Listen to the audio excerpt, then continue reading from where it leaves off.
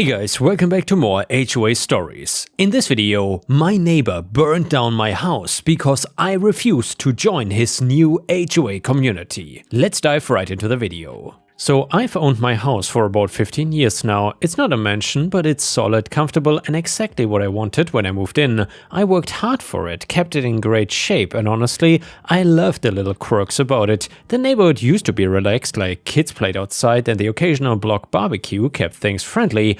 That all changed when my neighbor, let's call him Mr. Fancy, decided he wanted to build a luxury development just a few lots down the road. Big houses, gated entries and an HOA that he personally envisioned running. From the moment the construction crews started showing up, I knew he was gonna be a problem. The man had an ego the size of Texas and maybe even Alaska, and apparently my humble home did not fit his idea of community aesthetics. One day after the houses were finished and the HOA was officially formed, Mr. Fancy showed up at my driveway. He started going on about how my house supposedly devalued his pristine neighborhood and how I now had to join his HOA. I was taken aback by this. Join an HOA that didn't exist when I bought my house? Pay dues for rules I never agreed to? Not my idea of a good time. So I politely declined, citing my long-standing ownership and the fact that my property was perfectly legal and separate from his HOA. That was when the trouble really began. He was not satisfied with my polite refusal. Within weeks, I started getting random notices, mostly legal-sounding letters demanding my compliance.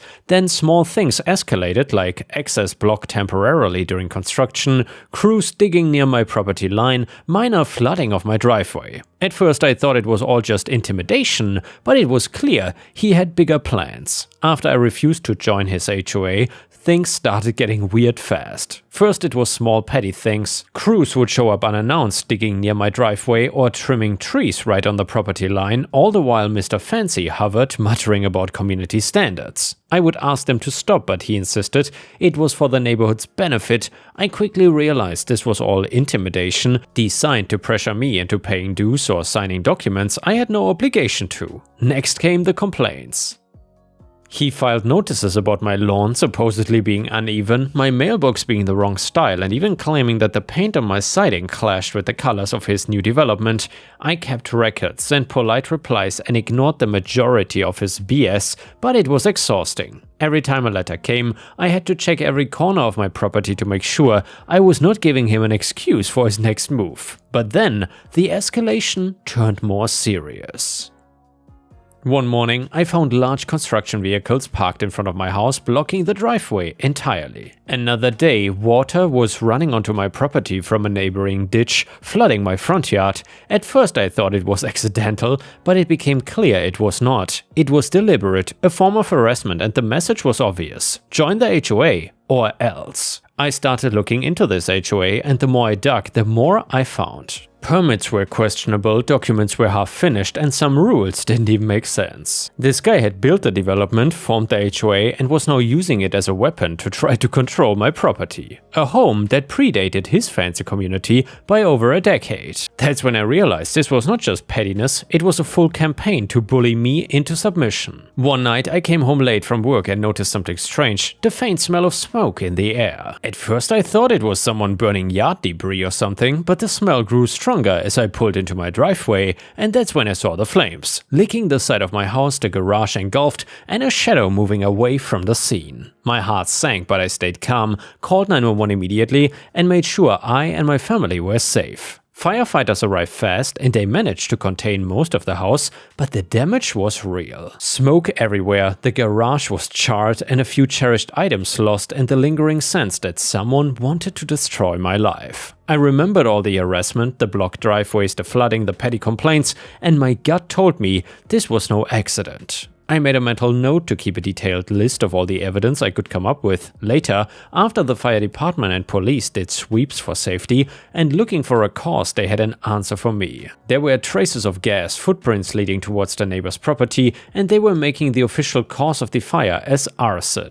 The next morning, I started assessing the damage, calling my insurance company, and making a list of what needed to be replaced or rebuilt.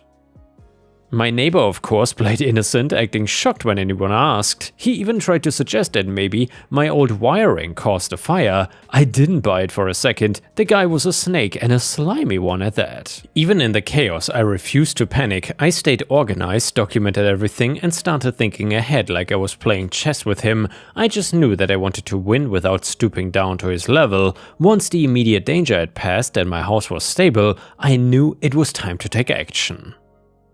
I didn't want to just rebuild my house and forget what happened. I wanted to hold him to what he had done accountable, and I wanted it done in a way that couldn't be twisted or dismissed. The first step was getting a lawyer, one that knew a lot more about HOAs than I did, and we started by compiling everything: the photos from before the fire report, notes on all the past harassment, the flooded driveway, the complaints, the threats, and even the neighbor's pattern of manipulation. Every little thing mattered. I also reached out to some of the other residents who had witnessed his more ridiculous stunts over the months. Not everyone wanted to get involved, but a few agreed to give statements which helped show a pattern of behavior. Then came the insurance paperwork, estimates for rebuilding, and documenting every penny I had spent or lost because of the fire. I made sure nothing was sloppy or missing. This wasn't just about money, it was about building a strong, undeniable case.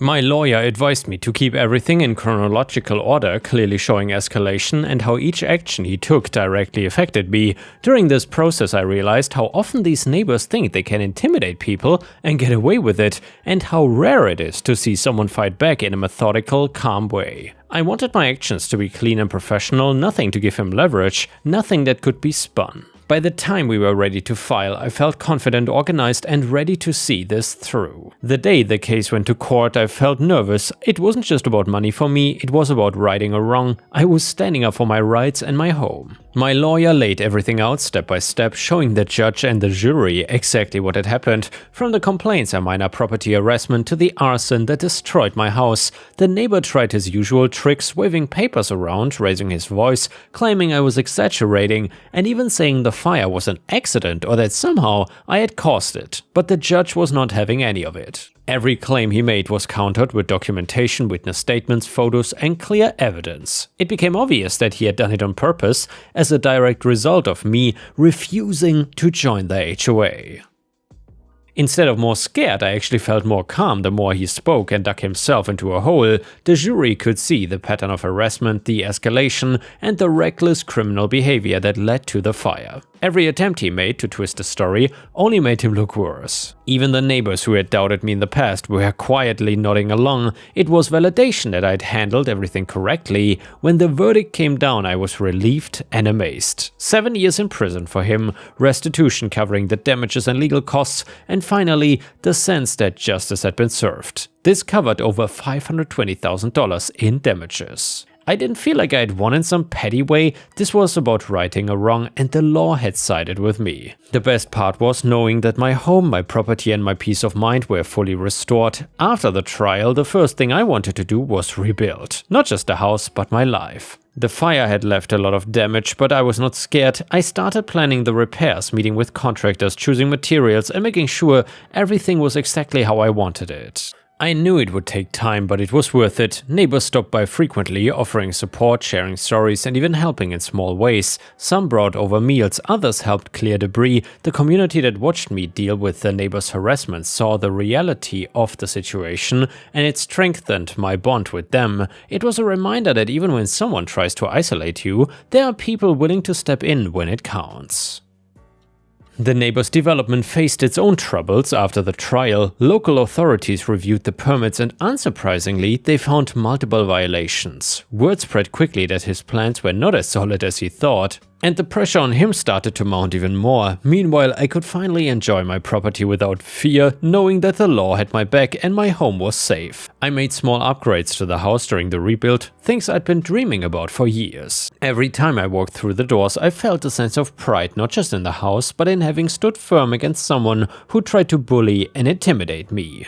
And the next one is a fantastic malicious compliance story that you don't want to miss. And by the way, if you enjoy my stories, please don't forget to like the video and click the hype button if you want to support me. This one is titled, "You Will Stack the Hay How I Want It Stacked," posted on r/malicious compliance. So I used to work for and manage a rural stock feed supply shop that delivered hard feed and hay to many of the local hobby farms. During the earlier year or two of my time there was a lady who after some time we came to a solid understanding that she can be a prickly bitch, and we have since laughed about this incident. For the sake of keeping her identity safe, let's call her Janice for this tale. Now, this gal is somewhere in between her mid-60s and has quite the boomer attitude when it comes to doing things.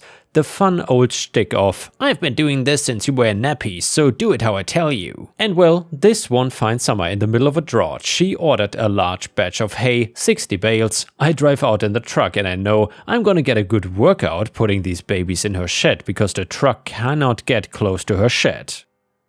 Not a cloud in the sky to stop that sun beating down my neck as I unloaded the truck, 33 degrees, which is somewhere in the 90 Fahrenheit for you freedom unit loving readers. I start stacking the hay in her shed in a formation something like this, and well, I cannot read this, you just need to look at the text, and then the next layer like this, so as the hay bales will interlock kind of like brickwork and not fall over. Each layer being 6 bales, 2 stacks 5 high, 60 bales. If you need a bit more explanation on that, well, I don't know what to tell you. Sorry. I also didn't quite know what to tell old Janice when she came running up to me. "You're stacking it all wrong," she tells me. "You will never fit it all in the shed." As I try to explain my plan, she walks over to me and begins to gruffly comment something about uppity young shits who think they know everything. She pulls apart my stack, it begins to stack the hay all in the same lines, looking something like this. I already see the problem though. Stacking 5 bales high like this is gonna see a whole stack fall down, whoever goes to get hay from the top of it. It is dangerous, it is stupid, it is not safe. Cue my malicious compliance. I stacked the hay just like she wanted me to, and I notice the stack is very close to someone screaming Jenga. I tell her she can put the final bale up. "No, I will feed this one out tonight," she says. Happy that I stacked it her way, she waves goodbye, I get in my truck, I start the engine. "Oh damn," I hear from the hay shed. I swivel my head and there lay poor old Janice under 10 bales of hay that somehow fell on top of her. I promptly unbury her and I call my boss. "Yeah, I'm gonna have to restack all this hay." My boss, she just won't learn her lesson. This time as I restack the hay, I explain why I stacked it the way I did. And while she rolled her shoulder, wincing at the pain caused by her own stupidity, she says to me, "Glad one of us knows what they are doing." Well, props to good old Janice for at least admitting her mistake in some way. The next one is titled, "Boss is Pretending I Never Gave Notice," and this one is super satisfying as well. So I gave my 2 weeks notice last Tuesday, handed the letter directly to my manager, had a brief conversation about transition plans and thought that was that. Now she's acting like it never happened. She's still assigning me projects for next month, still scheduling me for meetings 3 weeks out, and yesterday she asked me to order business cards with my name on them. When I reminded her that I'm leaving, she just said, "We'll see about that," and walked away. I work in accounts payable for a small company. It's not like I'm some irreplaceable genius, literally anyone can be trained to process invoices, but she keeps saying things like, "You cannot just abandon us during busy season," and "We invested so much in training you." Training me to use QuickBooks 2 years ago. Today she scheduled me for a performance review next month. When I said I wouldn't be here, she looked genuinely confused and said, "What are you talking about? You never said anything about leaving." Well, I have the letter. I took a photo of myself handing it to her, but she's completely in denial. I'm starting my new job on Monday, whether she accepts my resignation or not. Just wondering if anyone's dealt with this level of delusion before. Do I need to send another letter, email HR, or just stop showing up after Friday and let her figure it out? This is so bizarre. I've never had a boss just refuse to acknowledge reality like this. And OP further said exactly why I took the photo. She will definitely try to deny everything happened. A commenter then said, "And a screenshot of the photo in your camera roll where the date it was taken is included." OP said, "That's smart, screenshot with the metadata showing date and time, covering all the bases." Update to the story 16 hours later. Thanks everyone for all the advice and support. You were all right about documenting everything and covering my bases. So I sent a follow-up email to HR and CC'd my boss and her manager with a copy of my resignation letter, and the photo I took of myself handing it to her also included screenshots with timestamps like some of you suggested. Got a call from HR within an hour. It turns out this is not the first time she has pulled this stunt, and apparently she did the same thing to someone else last year. They are handling it internally and confirmed my last day is Friday as originally planned. My boss finally acknowledged my resignation today, though she acted like she was doing me a huge favor by accepting it. Whatever, I'm out of here in 2 days, starting fresh somewhere that actually operates in reality. Thanks again for helping me navigate this insanity. And now let's move on to the next story. It starts like this. I wanna be clear, sometimes even when people have your best interest in mind, it turns out that they don't. I was visiting one of my rental properties in Mississippi this past summer doing menial tasks, a paint job here and install there. When I came back, I decided to park my car on my lawn because I had to move some junk out of my garage from the previous tenants. When I went inside to make myself a sandwich and pee, I realized that I forgot to get a few things from the grocery store for the next couple days. It's a quick walk to the corner market where I am at, and I figured I needed the exercise. When I came back though, my car was gone. Now, I love my car, it's an old 1970s Corvette. I used to even race it on the speedway in Florida until I injured my arm. I walked outside and looked down the long stretch of street. It was completely empty. So I call the cops, they show up, and I file a stolen vehicle report. The next thing I know, I'm calling an Uber and telling the driver to go to every damn tow yard to find my car. I was hoping that it was in one of those places and not scrapped in some dingy lot for parts. Day turns into night and still no sign of my car. I'm completely ticked at this point, and I thought my Uber driver thought I was insane. I don't blame him. I told him everything that happened, that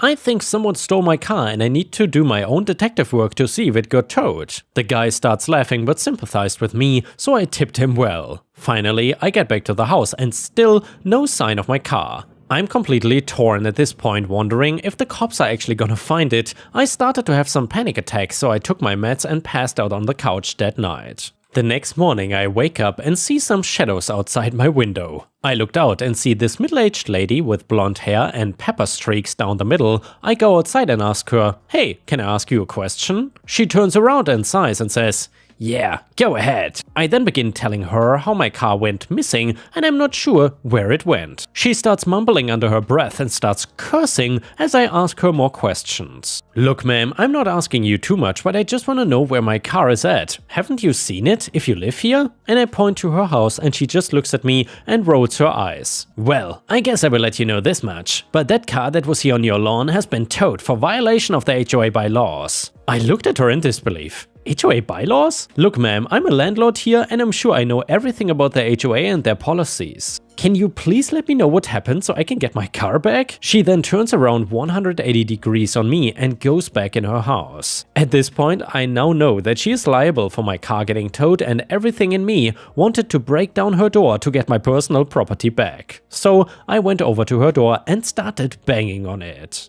I could hear her inside and she was cursing at me. "Get off my property or I will have you removed personally." I'm like, what the hell is wrong with this Karen? Clearly she knows where my car is, so I yell, "I just need to know why and where it is. Please tell me and open the door right now." No response. I call the cops. They show up and we start talking. I file another report with them that includes this lady telling me that my car has been towed. The cops say they cannot legally go inside her house without a warrant, but at least they tried to knock on her door to get her to come out. She played stupid and pretended to not be at home even though she was. They ran my plates again and called every tow yard in the town, but no one has seen it. I'm finally at my wit's end thinking, this is a major catastrophe and I've got no one on my side. The cops tell me to get in touch with a lawyer and take it to court. I start researching my HOA bylaws and wonky policies on towing vehicles. I find that there are no laws regarding parking on your own lawn, but there's one concerning oversized vehicles that obscure structures and properties. They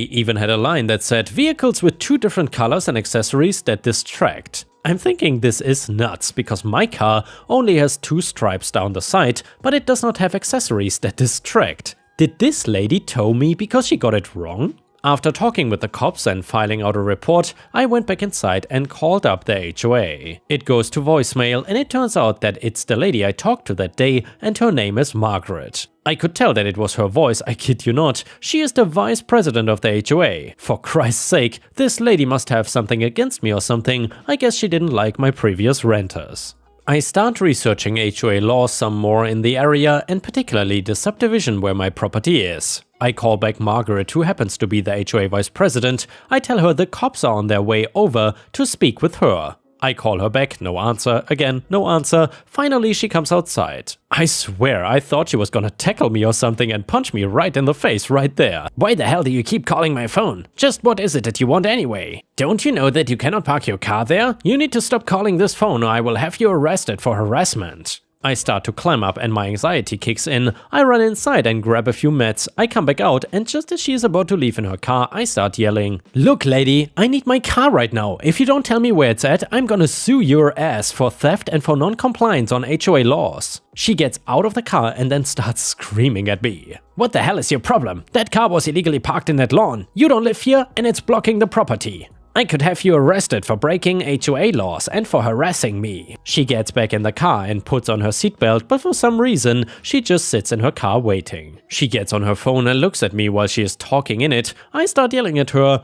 "Lady, I'm gonna call the cops, they are coming right now. I'm gonna sue you too if I don't get my car back." She gets out again and slams her car door and runs inside the house like a bratty teenager. What the hell? I thought she was gonna come out with a weapon or something, but she went inside for like 10 minutes and never came out. By now the cops are back and I'm telling them everything, how she illegally towed my car and it's nowhere to be found. How she is the vice president of the HOA and refuses to answer my questions. The cops start knocking on her door. I look around the neighborhood and people are recording everything on their phones. It was hilarious but a total disaster at the same time. She comes out screaming, saying how I cannot park my car in such and such space and it has a different color and all this nonsense. The cops start to calm her down and she starts screaming at them. At this point I thought she would get arrested or something, but one of them goes back and starts to calm down the neighbors and tells them to go back home. That is when I figured maybe I could find someone who might have a recording of the tow truck company that towed it. And sure enough, someone did. Some kid was passing by on his bike that day and took a photo of my Corvette getting towed. Apparently he was into cars like me and he liked the new rims and paint job I did on it. He said he did not have a photo of the tow truck but remembered the tow company because apparently this HOA ludicrous VP likes to tow cars in the neighborhood and his was towed not too long ago. That's why he was riding a bike. What the hell? He told me what company it was and I was shocked. It was towed to a private lot that had no sign out front on their yard, and what's worse is that this crazy ass HOA VP was towing cars there and ran this other side business where she would sell the parts for cash. It was totally illegal and insane, but I found out from the kid on the bike because he couldn't find his car either until a few months later. So this crazy HOA lady is trying to make a quick buck off the people here by towing their cars. She starts running up to me and screaming, "Get the F off my property! You need to arrest him! He's the culprit here! I dare you to sue me, you piece of garbage! I'll win and I get every penny worth from you!" The cops end up putting her in handcuffs and stated that she's disturbing the peace, so they try to have her chill out for a while. "Come on, I dare you, come on!" I could hear her yelling from inside the cop car. What the hell? I went down to the fake tow company and private lot that was holding my car. The cops came with me and we ended up getting my stolen car back. HOA VP Karen was arrested on burglary charges and grand theft auto. She was actually indicted on felony charges because she had concealed stolen property with the other vehicles she had in her fake tow yard. And the fact that she towed my own car while it was on private property turned out to be a serious violation. I was literally shocked at all this whacked up lady did, and the fact that she was the VP living next door to my rental property made me actually scared. I eventually got a settlement back from her crazy ass shenanigans from the HOA and she went to prison. I ended up selling my property and bought a vacant lot in town where I'm gonna turn it into a parking lot for 18-wheelers and repossessed vehicles. One day I'm hoping to turn it into a car wash where I can make some extra money. As far as the HOA goes, I sued them big time and some other neighbors came forward as well. Once word got out about her, the HOA got involved and got into a big mess legally with some of the neighbors, especially with this case going on with me and my car. And the next one is a malicious compliance story that is titled "Management said we had to work 8 AM to 5 PM ET, so we did and let them deal with explaining to our California clients why we were not available." So this happened a while ago, before remote work was even a concept. Think 2008-ish. I was working at a large media agency, and for anyone who knows agency work, we typically work around our client's schedule. Or at least as best as possible. We were based in New York City but had Canada clients, so it was pretty standard that we would get in at 10 AM and leave at 7 or 8 PM. If you stayed to 9 PM you could take a car service home, so we sometimes just did that. Most of us were in our 20s, so it was no big deal. However, when a new CEO started, he was used to working in Europe and hated that we were not in the office at 8 AM and forced a company policy that we had to be in the office from 8 AM to 5 PM. Well, we of course followed the rules, because who wouldn't want to leave at 5, right? Let's just say the policy was lifted within 2 weeks when our West Coast clients could not get in touch with us. And yeah guys, thank you for watching, please don't forget to like the video and I will see you again tomorrow.